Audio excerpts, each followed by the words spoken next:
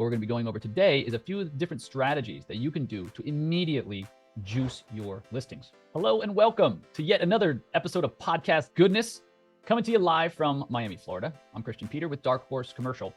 And the title of today's podcast is The Top 3 Ways to Double End Deals. A lot of people go out there and they do all the hard work, they do all the cold calling, only to take and put their listings up on the market and sit and hang out and wait for another broker or agent to bring them a buyer. Well, last I checked, it's way better to make $2 for one transaction than to make $1 for the same amount of work. If you're already taking listings, you've already done the majority of the work, right? So what I want you to do is think about making a couple small tweaks, implementing these strategies into your business today so you can drastically increase your chances of getting both sides of the transaction, right? There's an old saying, I love it when the other agent in a transaction is me. Because think about it, right? You have the seller, you have the seller's agent in a typical transaction. You have the buyer and the buyer's agent, right? And if you've ever played a game of telephone, you know how screwed up the message can get in between four people.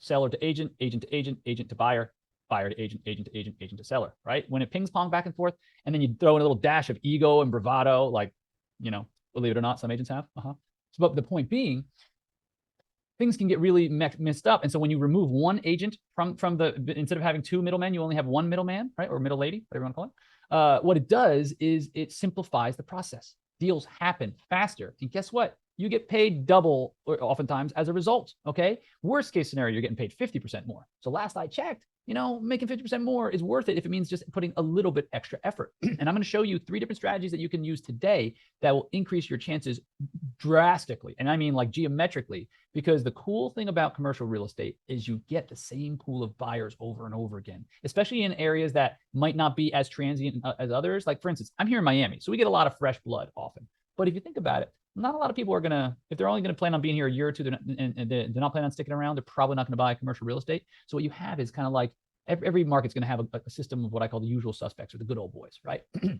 So it makes sense for us to create strategies knowing that around how to find those folks. Because it's not like you're selling a home, like on the residential side, where the average person buys a home every 7 to 10 years.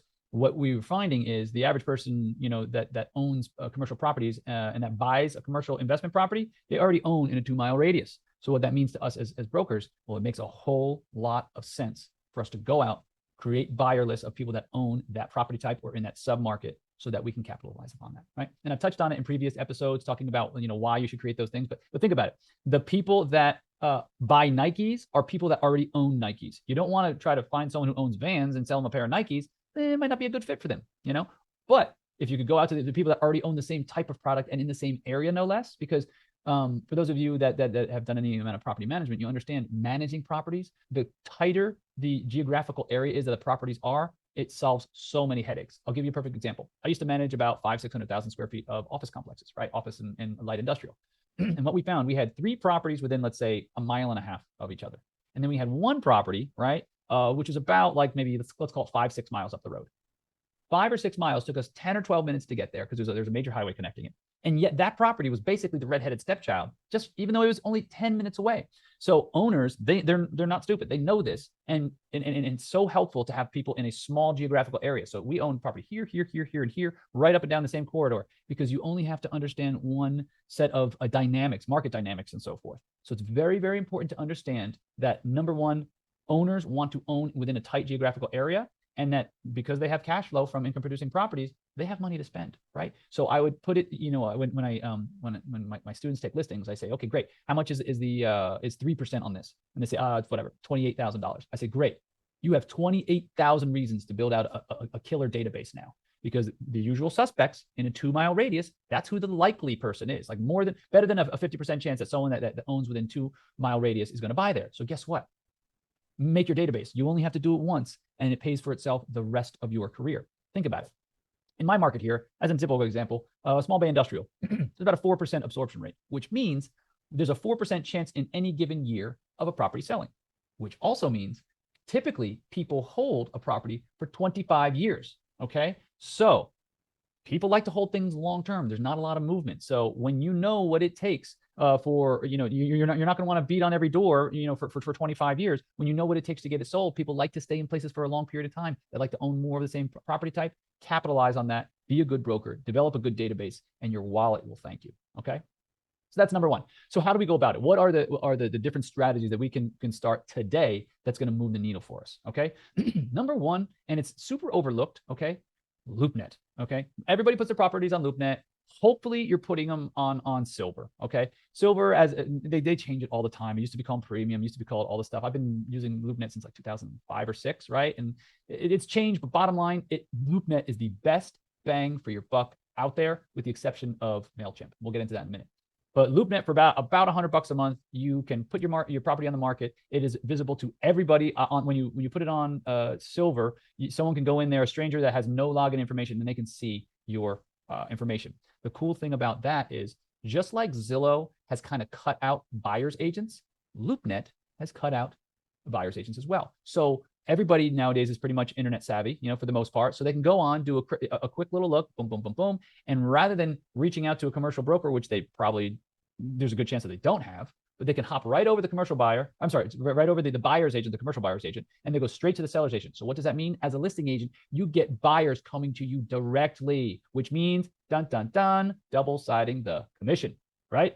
Everybody loves that. As an example, this strategy that I'm telling you about, a couple years ago, fourth quarter, I sold 5 properties. 4 of the 5, I got the sell side and the buy side of the deal. Needless to say, it was a Merry Christmas, right? So why am I teaching you this stuff? Because I want you guys to have the same success. There is nothing worse than listing a property and an agent brings somebody that you already have the name of, the phone number of, the email address of. You've already spoken to that man or woman on the phone. There is nothing more gut-wrenching than giving half of the commission to somebody who brings somebody that you already knew. It's terrible. It stinks. It's no fun. It makes me cry. Okay. So bottom line is, what we want to understand is, let's just go out and make it our job to be good boys and girls and be diligent brokers, and be able to go out and create a database of all the people that own in a certain area. Okay. I would go, and you can start with 2 mile radius, right? But as you move outward, the probability lessens somewhat. But I would go county-wide. I would do multiple property types, because people that own office oftentimes own industrial. People that own industrial oftentimes own multifamily. Multifamily owns retail, whatever. So I would go, if for those of you in more rural areas, do every property type, the entire county-wide, or county or 2 wide, right? What you're trying to do is locate all the people. Now, on the commercial side of things, we have a very, very finite audience. There's only so many people with the know-how and the capital to own commercial properties. So what I'd invite you to do is figure out who they are, profile them, and advertise directly to them. Okay. That's just a side note. So going back to LoopNet, right? LoopNet is allowing us to go in there, set up a Silver listing, and have buyers come directly to us. Sometimes they're represented by agents, but oftentimes you get both sides of the commission because of buyers coming to you directly. Also on LoopNet, and what I would recommend, they're constantly updating and upgrading and doing this stuff. I'm a huge fan of them, only because their platform, for how much it costs, it seems like a lot of money, but the return is insane, right? So, and I've been their spokesperson on a couple of occasions because I believe in the product that much, right? And had very, very good success with it. But the point is, you can go in there, by all means, keep up with your sales reps, because they're always doing trainings and always improving the platform. But you can go in nowadays and see who has looked at your listing, how long they spent looking at it, how many times they went looking at it. So if someone came and spent 13 minutes on your listing, and then next thing you know, they clicked on it and they sent it to somebody else in their company, and they clicked on it 2 or 3 times and spent another 5, 8, 10, 15 minutes on it. Do you think they'd be a good person to call? So it's allowing you to see the other side. Instead of just throwing a net out and seeing what falls in it, it allows you to see who's viewing your information, and you can go after them accordingly, right? It's way better in this business to be proactive than reactive, because once you've already got the listing, who is more incentivized than you to sell that listing? Nobody. I mean, nobody, right? So do 20% more work and you can make 100% more money. It's literally that simple. Okay. So LoopNet, that's the first one I would go after. Number 2, like I said, go in and create a database. Okay. Go into if you have access to CoStar, there's a bunch of different ways. We teach it in our trainings, step by step by step. We found some backdoors in CoStar that allow you to get a ton of investor data, including names, emails, and phone numbers, right? But most importantly, find however you can build a really, really good email database so you can blast to these people. What I recommend, get your listing, come home, create a flyer, and that day send it out. You should have your list segmented by investors and by other agents. Okay, you do not send it to the agents first. You give yourself a head start and send it to the investors, right? Because it takes a couple days for you to get your LoopNet and your CoStar and your MLS and your Crexy, but you want to send it to your database of buyers. Because are you going to look like a stud or a studette, right? If you bring somebody within a few days and you put it on the market and you get that thing under contract in a week or so, guess what? You're going to look like you really know how to do your job. And frankly, you're doing a good job if you're doing that. Okay. So by all means, go create an email blast system. I would say send it out to investors. If you don't get enough traction, or if you get 3 or 4 or 5 leads and then you follow up on them and they kind of don't go anywhere, fine. Then, a week or 10 days later, when all your LoopNet, CoStar, Crexy, MLS is up and running, then you send it out to the other brokers. Then it's fair game, but there's no reason why you can't give yourself a little bit of an extra head start. There's nothing wrong with that. Okay. So that's number 2. So make sure you identify as many people in your area across multiple property types, across a wide enough geographical area, whether it's the entire county, whether it's depending on how big your city is, and so forth, because those are the most likely people to buy. Okay, that's number 2. Number 3 is MailChimp. I love MailChimp. And let me show you some stuff that's kind of cool about MailChimp. They have some really good diagnostics. Their little phone app is amazing. Okay, in fact, let me share just something with you. This is like a report that I did on the last 1 year. So let me see if this works for you. Okay, cool. All right, so check it out. So we have, this is our elements, right? We've sent 1,016,000 emails in the last year. Okay, the 117,000 have been opened, so there's an 11.5% delivery rate. That's about market standard, 10 to 12%. Okay, 4,136 have clicked. I always put a link to, if they're looking for more information, I put a link to email me directly. I put a link to, let's say, financials or what have you, if it's an income producing property, right? So 3.5% of those that opened it clicked on it. Okay. And you can see, right, where we're getting about, it's pretty steady across everything, about 10 to 12%, a little over 10% show up or open rate, right? Very, very important. This is a screenshot of the inside of MailChimp's mobile app. The cool thing about MailChimp is it's a great starter software, very easy to get started. They give you your first 2,000 subscribers for free, which is awesome. Okay. And then on top of it, as you grow, they're very, very reasonable. Right now, I have about 10,000 people in my database, and it costs me about $100 a month or $95 a month. It's never been more than 110. So whether I'm just a little over 10,000 or a little under, like the pricing changes slightly, but it's about $100 a month to send 1 million emails a year, to get 117,000 people to open my emails.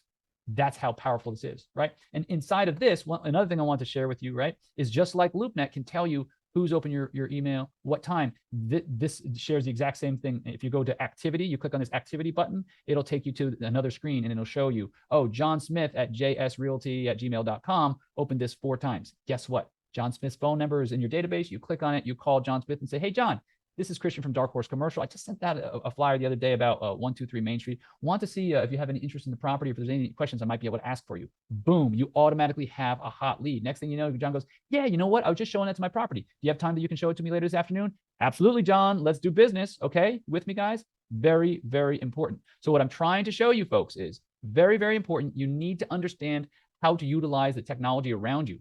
MailChimp, $100 a month. LoopNet, $100 a month. You don't necessarily need to be spending super duper high rates in order to be doing what you're doing in terms of being able to get the most amount of productivity out of it. Okay, so I'm going to leave you that with you folks. Number 1, very, very important to make sure that you are getting the right people, right? Or you're reaching out to the right people. You're reaching out to the usual suspects. Okay. Very important to get the usual suspects. Very important to get people that are in your database and doing what they're supposed to be doing. And then finally, make sure that you're utilizing your MailChimp and your LoopNet as much as possible so that you can be able to get as many leads closed as possible and get as many people on the phone and pick out the people that are doing the most in your market. It's very important to understand that the people that are viewing your emails the most, the people that are buying and selling the most, you need to take advantage of that data. Okay, CoStar has data on who's bought and sold, but you can do a whole lot in what you're doing by utilizing these things, LoopNet and MailChimp, to your advantage. Okay, that's all I wanted to share with you folks. As you're taking listings, make sure you're taking them and double ending them. If you like this, what I'd like to do is, if you like this information, what I'd like to be able to do, and sorry, my camera's acting up. It's hopping back and forth between my desk view and my face view. But if you guys want to learn more about this, if you folks are looking to earn more money this year by listing and selling more properties, do me a favor, reach out to us at www.darkhorse.com.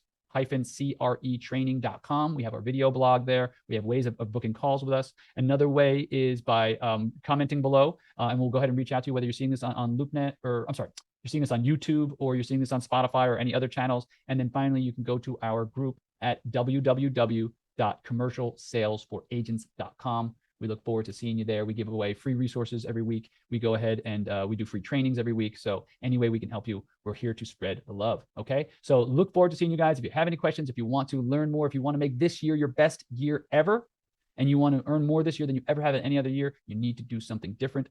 Reach out and learn how we can help you do that. Look forward to seeing you folks. Take care now.